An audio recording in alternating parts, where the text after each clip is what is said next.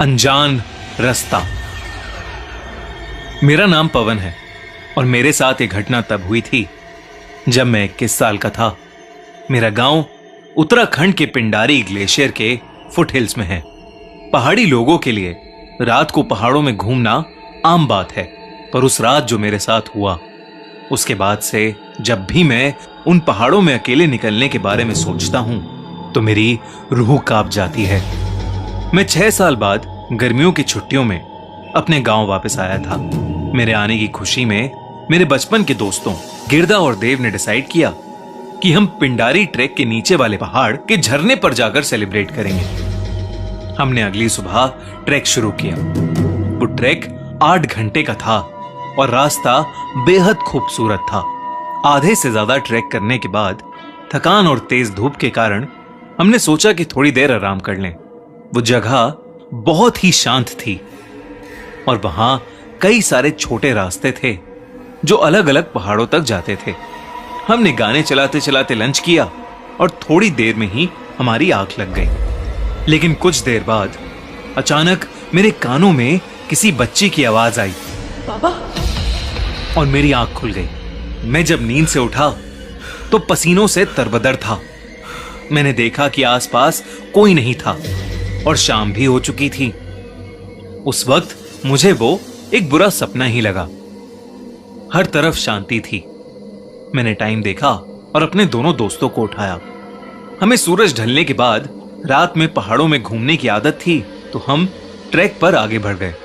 हम तीनों ने अपने फोन की फ्लैशलाइट्स और टॉर्चेस जलाने की कोशिश की, पर कुछ ही देर में दोनों की बैटरीज खत्म हो गईं।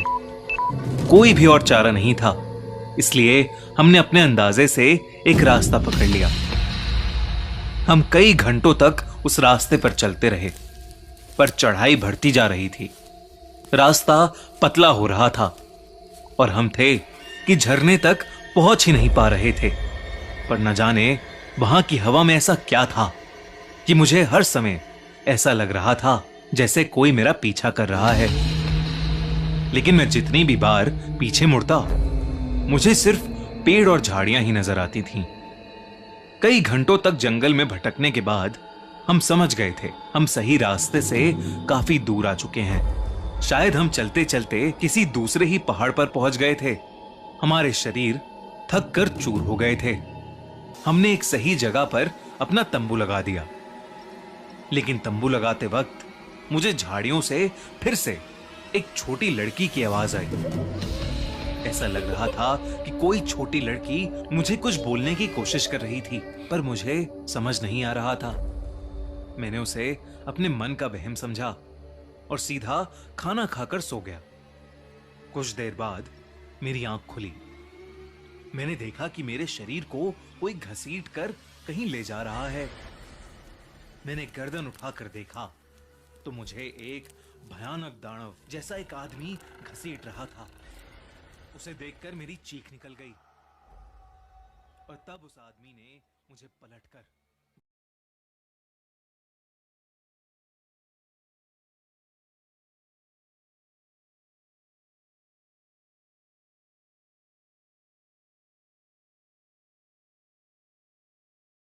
पर वार कर दिया। तभी अचानक मेरी नींद टूटी कि मैं अपने टेंट में ही लेटा हुआ था। जो आग हमने लकड़ी से जलाई थी वो बुझ चुकी थी, पर अभी सुबह नहीं हुई थी।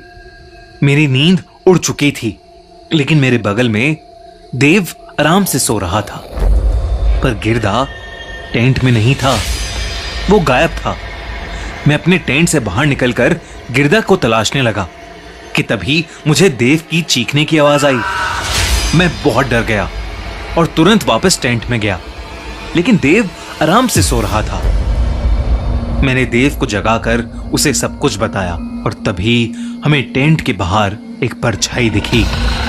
वो परछाई ठीक उसी भयानक दानव जैसी लग रही थी जैसे मैंने सपने में देखा था। देव की डर के मारे चीख निकल गई और उस दानव ने अपने पंजों से उस टेंट को चीर दिया और उस फटे हुए टेंट से अब वो साफ साफ दिखाई दे रहा था। एक बेहद डरावना चेहरा जो शायद सड़ गल चुका था। लंबे लंबे बाल और उससे भी लंबे उसके पंजों के नाखून, उसके नुकीले दांत और गुस्से से लाल आंखें। वो कोई जानवर जैसा नहीं लग रहा था, पर ऐसा लग रहा था जैसे कोई एलियन हो। हम जैसे तैसे करके उस टेंट से बाहर भागे। हमें कुछ भी समझ नहीं आ रहा था कि आखिर हो क्या रहा है, पर हम भागते रहे। थोड़ी दूर पर हम एक अजीब से रास्ते पर पहुंच गए। रास्ता बहुत पतला था, पर हम बार बार फिसल रहे थे। मुझे भागते हुए ऐसा महसूस हो रहा था जैसे कुछ नुकीला बार बार मेरे शरीर पर लग रहा है। लेकिन हम भागते रहे और कुछ देर बाद झाड़ियों के बीच जाकर गिर गए। उस वक्त तक सब शांत हो गया था और वहीं से हमें नीचे कुछ ही दूर एक गांव दिख रहा था। हमें अपनी जान बचाने के लिए उस गांव तक पहुंचना था। तब मेरी नजर देव की शर्ट पर गई। उससे खून बह रहा था। उसी तरीके से मेरा भी खून बह रहा था। हमारे शरीर पर सैकड़ों कट्स लगे हुए थे। ऐसा लग रहा था कि जैसे किसी ने हमें बुरी तरह नोचा हो। तभी हमें उसी दानव की गुहार सुनाई दी जो झाड़ियों के दूसरी तरफ से आ रही थी। हम अपनी बची कुची जान लगाकर वहां से भागे।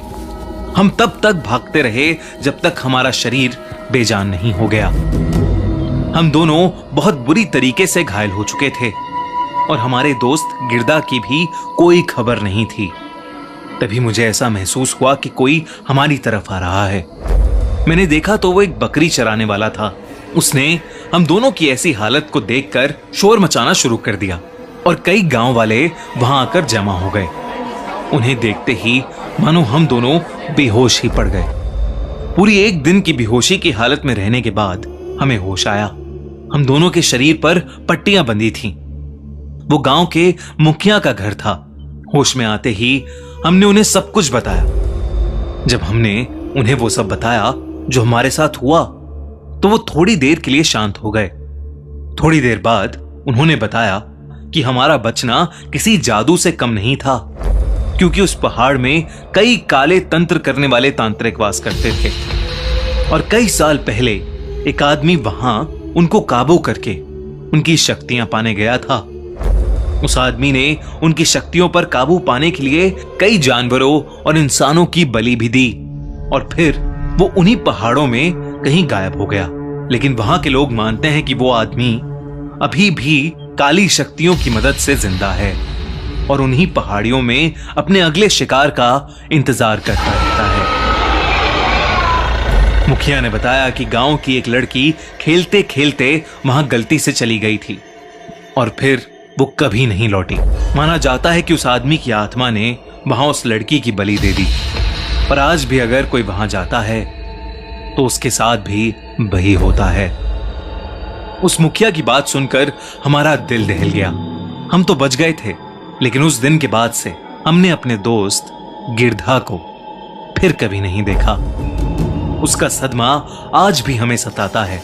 मैं अब कभी भी अनजान पहाड़ों में घूमने नहीं जाता और खुद से ऐसा कोई रास्ता नहीं पकड़ता जिसके बारे में